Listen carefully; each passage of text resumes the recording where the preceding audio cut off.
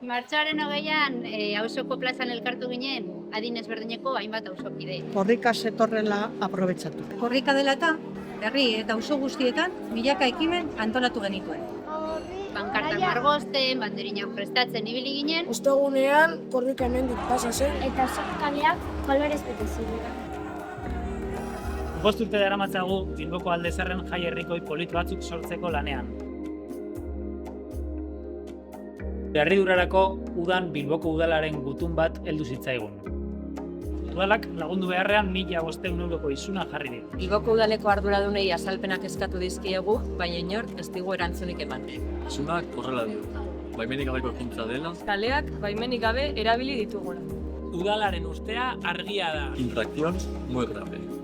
Ez diogu inori baimenik eskatu nahi. Gure auzoa erabiltzen. Kaleak gureak dira auzoa bezala. Gure auzoan bizi nahi du. Oztopoa, Auzoa gara. Elkarrekin auzoa gara. gara.